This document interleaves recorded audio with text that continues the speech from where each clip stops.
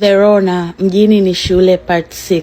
Pamoja na maumivu yote nilijikaza nikaja benki kulipa ile milioni 4 ya ada ya wadogo zangu. Yule mdada wa benki alikuwa ananishangaa sana kama amenifananisha. Sorry, wewe sio yule Rona Beauty wa Instagram?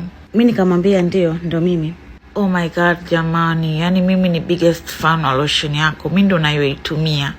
Yani na wewe ni mzuri kabisa hivi live. Yani tunaweza tukaa marafiki. Mimi naitwa Maureen. Mimi sikuwa na shida yoyote, nikaona tena ni bora kuwa na rafiki anayefanya kazi benki. Naweza nikana shida na kibenki akanisaidia. Kwa hiyo nilimpa namba yangu ile siku tukaagana. Nimerudi nyumbani nashuka kwenye bajaji, yule mama vitafunio akaniita. Verona, nakuomba hapa mwanangu. Naomba nikuambie kitu mwanangu, sio kwa ubaya. Unajua hizi njia unazoishi sio kabisa. Yaani hapa mtaani kote kila mtu anakuongelea, sio kwa mazuri. Yesu anakupenda mwanangu. Yesu ananipenda sasa hivi kwa sababu tayari na kitanda cha 6 kwa 6 na TV ya inchi 80. Ndio Yesu ananipenda. Yesu alikuwa wapi kipindi babangu anafariki hana hela kwenda kutibiwa? Yesu alikuwa wapi kipindi mtoto mdogo kama mimi naacha masomo yangu ili nije mjini kutafuta maisha? We mama, we mwenyewe Yesu angekuwa anakupenda angekuacha utuuzie vitafunio hapa kibarazani. Unajua bwana, nyie watu wa dini mnanichekeshaga sana. Yaani mmejaa unafiki. Kipindi nimekuja hapa we mama nilikuomba vijiko viwili tu vya mafuta, ulininyima. Huyo Viki ambaye kila mtu anamuona yeye ndo mtu mbaya mchafu wa jamii, ndo mtu pekee aliyenilisha na kunivalisha mimi. Tena naomba usinipangie maisha, iwe mwanzo na mwisho. Kesho yake asubuhi niliamka mapema kwenda sokoni kwa sababu ilikuwa ni birthday ya Viki. Nimekuja kununua vitu vichache kwa ajili ya kupika nifanye party kidogo tu. Viki hakuwepo nyumbani hii wiki nzima, alikuwa ameenda Morogoro kumfuata mteja. Leo ndo anarudi saa 6 mchana. Nilipofika nyumbani kabla sijaanza kupika niliona message imeingia kutoka kwa yule daktari. Alikuwa anauliza naendeleaje na akasema akitoka kazini baadaye atanipigia simu tuongee. Nimemaliza kujibu text ya daktari naona text kutoka kwa yule dada wa benki Maureen imeingia. Akaniambia nataka twende lunch ama dinner baadaye. Nikamwambia sitoweza maana nina birthday rafiki yangu. Nikamwambia kama hatojali anaweza akatujoin maana naifanyia tu nyumbani. Akakubali, akasema akitoka kazini angepitiliza moja kwa moja hadi hapa kwangu nimpe maelekezo. Mida ya jioni hivi kama saa 10 nilikuwa nishamaliza kupika kila kitu na keki nilikuwa nimeagiza online walikuwa wameshaileta na vinywaji, nikawa nimepanga kila kitu mezani. Viki alikuwa amesharudi na alikuwa yuko chumbani pamoja na Husna wanajiandaa. Walivyomaliza wakaja chumbani kwangu, wakawa wananishangaa nimefanyaje mkono na shingoni. Niliona aibu kumwambia kwamba ni ile libaba maana anajua kwamba nilimblokigi zamani sana. Baada ya muda na Morina alikuwa ameshafika, tukaanza kula na kunywa, nikamtambulisha kwa marafiki zangu. Na hii siku tulikunywa kupita kiasi kwa sababu Viki na Husna walijikuta wanaanza kunyadisia historia za maisha yao, kitu ambacho hawajawahi kufanya tangu niwajue. Viki akaanza kucheka, akawa anasema, "Yini mwenzenu mimi nilikuwaga mjinga. Hebu ngoja niwape story ya vitu vilivyonikutaga. Zamani nilikuwa nimekatisa nilikuwa naishi na babangu wa kambo. Yaani alikuwa ananibaka kila siku. Yaani mpaka anakuja kufariki nilifurahi sana. Chukuliwa na mjomba wangu nikajua ndo mwisho wa mateso yangu. Sasa mjomba wangu ndo kama kaanzia pale pale babangu wa kambo alipoishia. Yaani huyo ndo alikuwa kila hadi akaniachisha shule ili apate nafasi ya kunifanyia vitu anavyotaka kunifanyia. Nikatoroka, nilipokuja mjini sasa nilikuwa sina chakula. Kwa nikawa nawafuata baba nawaambia, "Samahani, unaweza ukalala na mimi unipe chakula?" Yaani nilikuwa mjinga, ndo nikajaga kukutana na madam. Sijui ilikuwa ni petrol station pale, ndo akanichukua nikaanza kukaa naye. Nilipofikisha miaka 16 nikaanza na mimi kukua na pata wateja na pata hela. Wakati Viki anaendelea kuhadisia, Husna ndo alikuwa amelewa kuliko sisi, akadakia. Nasemaje Viki, bora wewe uko unabakwa na watu na wajua, yani wanajulikana. Mimi nilikuwa nabakwa kila siku na sura mpya tofauti. Yaani mimi mtaani kwetu nilikuwa naitwa self service. Kwanza bora wewe unamjua baba na mama. Mimi babangu simjui anafanyaje, mamangu simjui anafanyaje. Anaishi kwenye yale majumba mabovu tangu na miaka 8. Mpaka nakuja kukutana na madam shuna miaka 12. Yaani nilikuwa nafanywa na kitu chochote jamii tu ilikuwa inaniangalia. Ikabidi nimgeukie Maureen nimwambie, "Wewe Maureen, hebu na tuambie story yako kidogo." Mimi story yangu iko different kidogo. Mimi nimesoma St. Mary's Primary, alafu high school, secondary nilisoma Loyola, alafu high school nilisoma Alpha. Nilivyomaliza nikaenda Cape Town, University of Cape Town, nikasoma, nikapata degree, alafu masters nikaona tu nije nimalizie huku pale IFM. Wakati Maureen anahadisia story yake, Vicky na Husna walikuwa wanaangaliana, alafu wananiangalia mimi. Baada hapo Maureen akaomba kwenda chooni, kwa hiyo tukamwelekeza. Alivyotoka tu Vicky na Husna wakaanza kuniuliza, "Kwani Ronald umemtoa wapi? Mbona anajisikia hivyo?" "Nilisoma St. Mary's, nikatoka hapo nikaenda kusoma degree nini PCB, nikapata masters ya chuo gani." Jamani, umempata wapi? Kwanza nilikuwa namuona tu anajisikia tangu aje hapa. Tunampa vinywaji anasema, mimi hizi bia za hivi situmii, natumia tu liquor. Jamani, Husna huko anacheka akadakia. Jamani, mshautukane, liquor ndo nini? Sema liquor. Kama uwezi sema tu vinywaji vikali kwa kweli. Maureen alivyofika chooni akawa anaanza kushangaa. Yani huyo Rona Beauty, I'm so disappointed. Yani mtandaoni nilijua ana maisha, anapiga picha kwenye mahoteli manini, kumbe anaishi huku Uswahilini. Tinani vyo vya nje vya kuchuchuma. Alikuwa anani-inspire, kumbe mtu mwenye anadanga, yani hana chochote, nimemzidi kila kitu. Yani sio klasi yangu kabisa.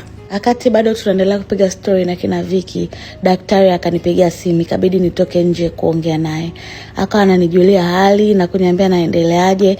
Pia alikuwa ananiomba tukutane, nikamwambia nitafikiria, nitampa jibu. Verona, mjini ni shule part 7. Mimi na Maureen tukazidi kuwa marafiki wa karibu. Kila akitoka kazini alikuwa anakuja kwangu, au kuna muda anakuja dukani kwangu baada ya kazini. Hii siku ilikuwa ni Ijumaa, anakujaga kulala kwangu weekend, kwa hiyo akawa amekuja kunipitia dukani. Yani Maureen, kuna daktari nilikutana naye nilivyoumia. Unajua kila saa ananitafuta, anataka tukutane. Kila siku nampa visingizio. Yani hata sijui nitafanyaje kwa kweli. Doctor, huyo tukakutamani. Sidhani kama amekupenda au amekukubali. Yani nikakutamani tu. Hao wanapendaga wasomi wenzao. Kwa kweli, ila Maureen, acha tu niende. Unajua kaka amenijali sana. Yani acha tu nikamsikilize. Tulivyofika nyumbani bado nilikuwa naendelea kumwambia Maureen aache niende nikamwone yule kaka. Nitarudi baada kama lisaa au masaa mawili. Akakubali. Kwa nikampigia daktari simu kumwambia kama nimekubali, aniambie ni wapi tunakutana. Yani kupitia sauti yake nilijua tu ni amefurahi sana. Kwa nikamwambia Maureen anisaidie kuchagua nguo ambazo zitanifanya nionekane kama msomi. Basi nika request hadi kwenye ile restaurant iko Msasani, nikamkuta amekaa ananisubiria. Yani nilikuwa natetemeka sijui kwa nini. Nakumbuka nikawa nasema ananukia vizuri, ni mtaratibu. Baada ya kukaa mezani kulikuwa kuna ukimya wa ajabu. Alikuwa ananiangalia, na kwa mara ya kwanza mwanaume ananiangalia, sio kwa sababu ananitamani au ananivua nguo, ila kwa sababu ameona thamani yangu na ametambua uzuri wangu. Akaanza kuniuliza, "Verona, mbona umevaa pete? Umeolewa au?" Nikaanza kupanic. "Hapana, ni urembo tu." Daktari akatabasamu akaniambia, "Nakutania. Sema wewe ni mzuri sana. Ni ngumu kuamini kwamba hujaolewa na uko single." Mimi naitwa Gilbert by the way. Maana kwenye simu kila saa daktari. Gilbert. Una jina zuri linafanana na wewe, sijui niseme. Okay, mimi naitwa Verona ama Rona. Naishi Mikocheni, nimepanga kwenye apartments. Nafanya kazi Stanbic Bank ile ya Oysterbay. Nilijikuta na mdanganya Gilbert kila kitu kwa sababu nilikumbuka maneno ya Maureen kwamba wasomi wanapenda wasomi wenzao, na nilikuwa tayari nishajua sitaki kumpoteza Gilbert. Yani nimetokea kumuelewa sana. Yani tuliongelea mambo mengi sana. Tulijikuta tunaendana. Nilitamani hii siku isiishe, tuongee tu usiku mzima. Bili ilikuja kama 160 hivi. Nikamwomba Gilbert nilipie, alikataa kabisa. Nikamlazimisha, nikamwambia naomba niruhusu. Nilifanya hivi ili nisionekane na njaa, pamoja na kwamba nilikuwa nimebakiwa na 180 tu. Nilikuwa sina hela nyingine yoyote. Muda wa kuondoka Gilbert akanilazimisha anipeleke nyumbani. Mimi nikamkatalia, nikamwambia usijali, mimi nita request tu, kwa nini kusumbue? Na hapo nilikuwa nimebakiwa na 10,000 tu. Ikawaza nimpigie Msomali, akanifuata akanirudisha nyumbani. Nikarudi nyumbani, ilikuwa mida ya saa 5 kasoro. Nikamkuta Maureen amelala, likabidi muamshe ili nimpe hadithi ilivyokuwa. Rona, wewe mkaka akija kujua ule mdanganya hiyo siku itakuwaje? Asubuhi mama mwenye nyumba yangu akaja kugonga chumbani kwangu, maana ilikuwa ni zamu yangu kulipia luku na maji, na sina hata 5,000 kwenye pochi wala popote. Wewe ujui leo zamu yako ya kulipa umeme au na maji mpaka atukatie. Nyinyi mabinti, kwa nini mnataka kila kitu mkumbushwe? Nikakimbia chumbani kwa Viki kumuomba hela nilipie luku. Yaani Viki, ujinga nilofanya. Jana si nikaenda kidate na yule daktari. Jamani, nimejikuta nalipia bili yote. Nilitaka anione kama najiweza, sikutaka aone kama na njaa. Yaani una utoe hela yako ya mwisho, uende kamlipie mwanaume bill. Ushaanza kupenda Kafala. Ndio kilichokuleta mjini hicho. Tatizo ni amuelewi. Yaani ana weusi fulani hivi, yaani afara niongelesha kwa upole. Yaani yaani ninavyochukia wanaume, naona tu kama unanikera Rona. Afu umeifanya makusudi. Kwa hiyo sasa mimi nisingekuepo hiyo luku ungeipata pila.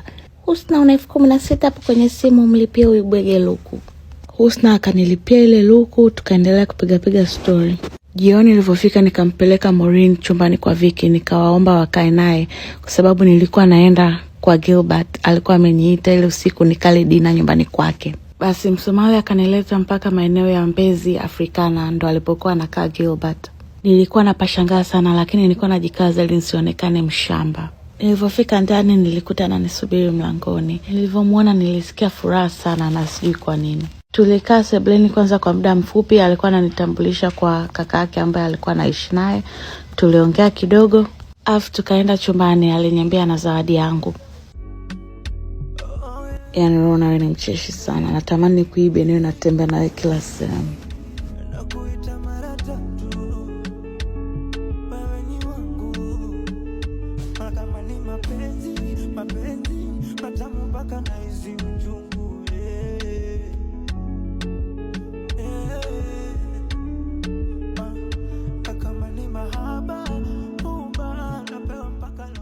Na hii ndo mara ya kwanza nimelala na mwanaume, sio kwa sababu nina shida au nina njaa yoyote, ila kwa sababu nimetaka. Na nimesikia raha na furaha sana. Lakini asubuhi naamka nakuta Gilbert amenitumia 1,000,000 kwenye simu yangu. Nilikasirika sana.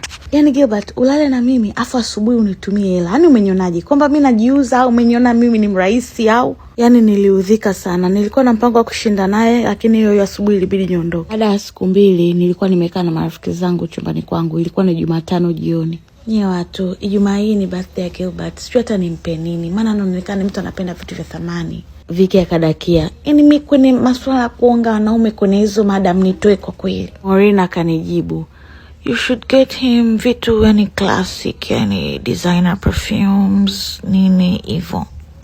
Hizo perfumes za 2,000,000 3,000,000 miola anatoa wapi? Mtanifanya ni unblock yule baba jamani. Sema mapenzi ni ushenzi. Wewe Husna unaweza kutoa 3,000,000 kwa ajili ya mwanaume. Ikabidi nijikaze tu ni unblock yule baba, nikamtafuta. Daddy, ni mimi Rona. Nilikuwa na shida kama ya 3,000,000 hivi. Akanijibu, njoo Arusha. Unataka nikukatie tiketi ya lini? Kwa sababu birthday ya Gilbert ni Ijumaa, sikutaka kuchelewesha muda. Nikamwambia kesho, ambayo ndo leo ilikuwa ni Alhamis. Nikaenda dukani kwangu, nikawa na restock. Nilivyomaliza nikaenda airport ili nianze safari yangu ya kwenda Arusha. Nilipofika Arusha, inaonekana hili libaba lilikuwa lina mood nzuri sana leo. Halijanigombeza wala halijanipiga. Nikampa anachokitaka, alafu akanitumia shilingi 4,000,000 kwenye simu yangu.